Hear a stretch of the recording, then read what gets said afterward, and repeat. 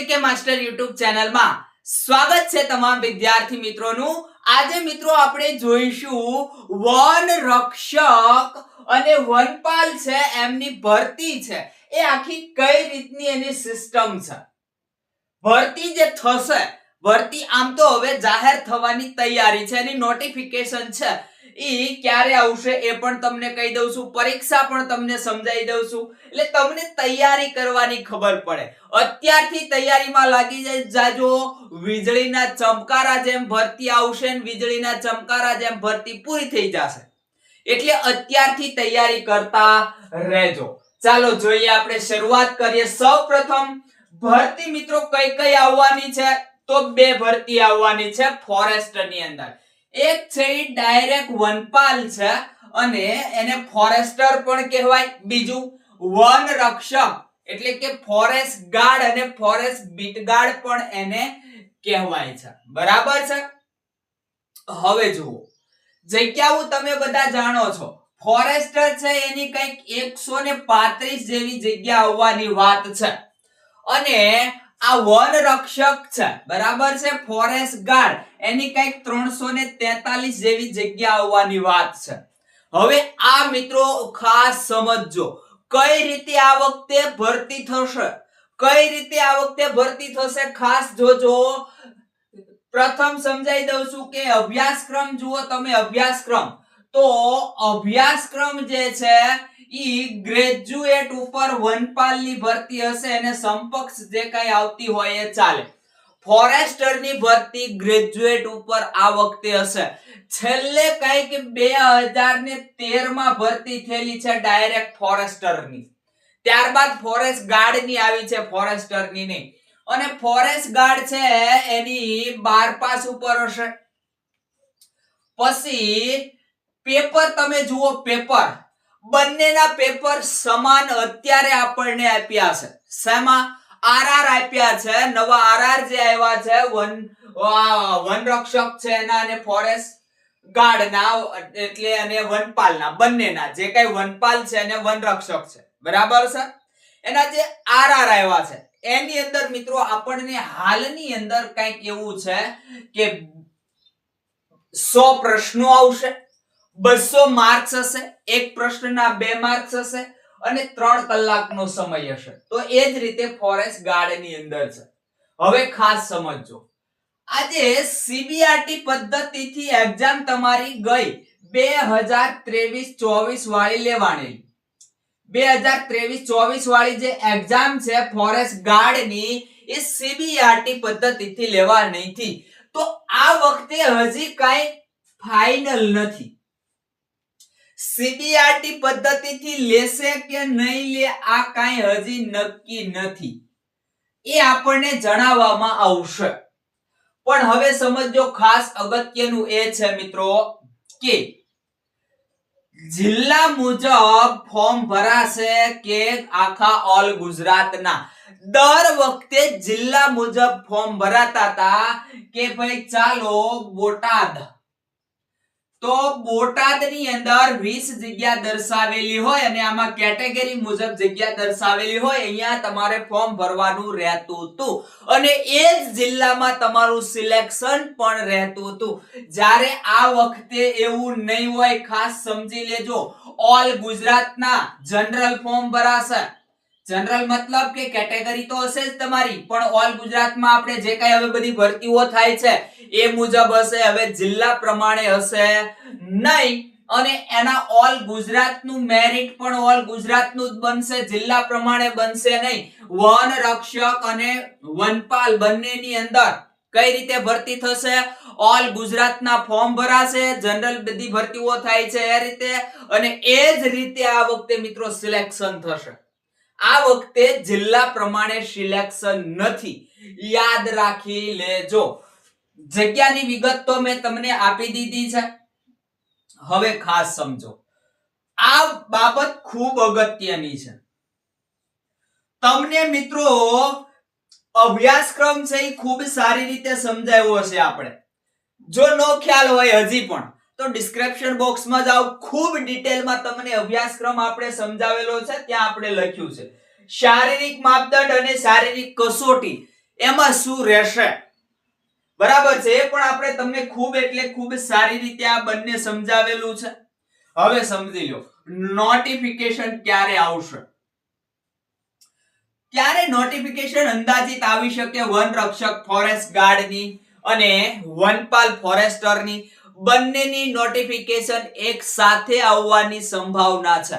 જેમ કોન્સ્ટેબલ અને પીએસઆઈ ની એક સાથે આવે છે, આ વખતે એ જ રીતે આ બંનેની એક સાથે આવવાની પૂરેપૂરી સંભાવના છે.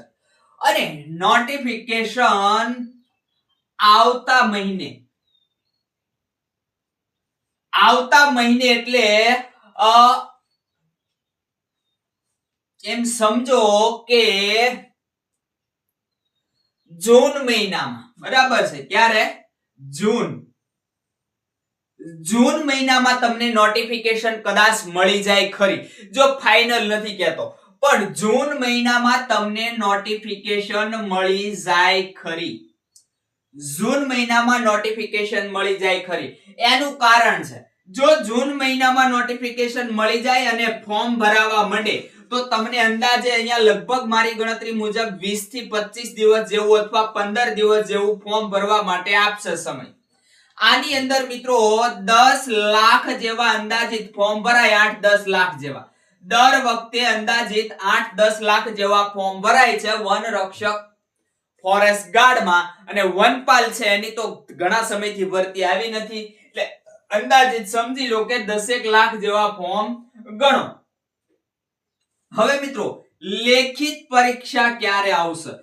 વન રક્ષક ફોરેસ્ટ ગાર્ડની અંદર એવું હતું કે લેખિત પરીક્ષા જે છે તમારી એ પહેલા કેવી આવે? લેખિત પરીક્ષા પહેલા આવે. મોટે ભાગે લેખિત પરીક્ષા પહેલા જ લેવાયેલી છે. પહેલા જ લેખિત પરીક્ષા હોય છે એમાં વન રક્ષક ફોરેસ્ટ ગાર્ડમાં. તો એ જ રીતે આ બંનેની લેખિત પરીક્ષા પહેલી આવશે. પહેલા લેખિત પરીક્ષા આવશે. તો લેખિત પરીક્ષા અંદાજે ક્યારે આવી શકે? જો જૂન મહિનામાં તમારા ફોર્મ ભરાઈ જાય તો જૂન પછી જુલાઈ, ઓગસ્ટ, સપ્ટેમ્બર, નવેમ્બર, અહીંયા સુધીમાં પછી ડિસેમ્બર, જો થોડું આગળ લઈ જાવશું જાન્યુઆરી અને ફેબ્રુઆરી. આગળ શું કામ લઈ ગયો છું? જૂન, જુલાઈ, ઓગસ્ટ, સપ્ટેમ્બર અથવા નવેમ્બર અહીંયા સુધીમાં જો તમારી ક્યાંક ને ક્યાંક લેખિત પરીક્ષા લેવાઈ જાય, લેખિત પરીક્ષા, તો ગ્રાઉન્ડ શિયાળામાં ગોઠવી શકાય. ગયું ફોરેસ્ટ નું ગ્રાઉન્ડ જે છે એ 2023-24 વાળું જે છે એ અહીંયા ક્યાંક ઠેઠ લઈ ગયા હતા. આમ ગરમી પણ ફૂલ, વધારે પડતી ગરમી પણ નહીં અને વધારે પડતી ઠંડી પણ નહીં અને વધારે પડતો વરસાદ પણ નહીં, આવું કઈક કન્ડિશનમાં લઈ લીધેલું, બરાબર છે. તો જો એમને શિયાળામાં ગોઠવવું હોય તો કઈક અહીંયા નવેમ્બર, ડિસેમ્બર, જાન્યુઆરી, ફેબ્રુઆરી ની અંદર ગ્રાઉન્ડ છે એ ગોઠવાઈ શકે. જુઓ એટલે કદાચ 4 મહિના તમને લેખિત છે, 4 થી 5 મહિના આજથી ગણો તો ઘણો બધો સમય છે. એટલે 4-5-6 મહિના તમને હજી લેખિતના અત્યારે મળી રહે. તો એટલો લેખિત અને પછી કદાચ ડિસેમ્બર, જાન્યુઆરી, ફેબ્રુઆરી ની અંદર તમારી શું લઈ લે? શારીરિક કસોટી લઈ લે ખરા શિયાળાની અંદર. એટલે શારીરિક કસોટી અંદાજિત સંભવિત તમારી ક્યારે આવી શકે? તો કંઈક અહીંયા ડિસેમ્બર, જાન્યુઆરી અથવા ફેબ્રુઆરી ની અંદર આવી શકે. આવી કંઈક કન્ડિશન અહીંયા મિત્રો હશે, આવી કન્ડિશન રહેશે. અત્યારે જે ભરતી બહાર પાડવાનો મેન મકસદ જે છે એ આ બધું હોઈ શકે. આ રીતે આપણે આખું આયોજન થઈ શકે છે, બરાબર. તો હવે મેં કીધું એમ તૈયારીમાં લાગી જાજો. ખાસ એ પણ તમને કીધું છે કે આ જિલ્લા પ્રમાણે હવે નહીં હોય, ઓલ ગુજરાતનું હશે. જગ્યા મિત્રો અહીંયા ફોરેસ્ટ ગાર્ડની જુઓ તો 34,000 નથી, માત્ર ને માત્ર 343 છે. વનપાલની જગ્યા તમે જુઓ તો 135 છે. બરાબર છે. 13,000 જેવી નથી, એટલે ખૂબ ઓછી જગ્યાઓ છે. જેમને વનપાલમાં લાગવું છે, જેમને ફોરેસ્ટ ગાર્ડમાં લાગવું છે, અત્યારથી તૈયારીમાં લાગી જાજો, ખાસ ભૂલશો નહીં. અને એના માટે મિત્રો આપણે સરસ મજાનું આ જે પુસ્તક છે, બરાબર છે, જોરદાર પુસ્તક બનાવી રહ્યા છીએ. આ મેથ્સ અને રીઝનિંગ નું પણ પુસ્તક છે. સરસ મજાનું ગુજરાતમાં તમને આ 3 પુસ્તક જેવું એક પુસ્તક જોવા નહીં મળે એવું સરસ મજાના 3 પુસ્તક આપણે બનાવી રહ્યા છીએ. બરાબર છે. આ પુસ્તક આપણે લોન્ચ કરીશું એટલે તમને જાણ કરીશું. તો મિત્રો આટલું ખાસ ધ્યાન રાખજો. આટલું ધ્યાનમાં રાખી અને તૈયારી છે એ તમારી રીતે શરૂ કરી દેજો. પછી પાછળથી રોવાના વારા ના આવે કે આમ થયું. આનું શારીરિક ગ્રાઉન્ડ છે. શારીરિક કસોટી પરીક્ષા પદ્ધતિ મુજબ શારીરિક ગ્રાઉન્ડ અત્યારે અઠવાડિયામાં એકાદ વાર કે કેટલી વાર? અઠવાડિયામાં એકવાર પ્રેક્ટિસ શરૂ કરી દેજો. અઠવાડિયામાં એકવાર શારીરિક ગ્રાઉન્ડની પ્રેક્ટિસ શરૂ કરી દેજો અત્યારથી, જેથી કરીને તમે લેખિતમાં જો સારા માર્ક્સ લઈ આવા લેખિતમાં, તો પછી અહીંયા શારીરિકની અંદર રહી ના જાવ. એટલે પ્રેક્ટિસ હશે તો વાંધો આવશે નહીં. હવે મિત્રો એવું નથી કે 80% હોય, સોરી 80 માર્ક્સ હોય, 40% એટલે 200 માંથી 80 માર્ક્સ હોય અને ઘણા બધા જિલ્લામાં વારા આવી જતા હોય, એ હવે નથી. ગઈ એક્ઝામ તમે શારીરિક કસોટી જોઈ છે, માત્ર ને માત્ર 8 ગણા ઉમેદવારો હતા. આ 8 ગણા ઉમેદવારોમાં 323 જગ્યાઓ છે એ કમ્પ્લીટ ભરાઈ ગયેલી.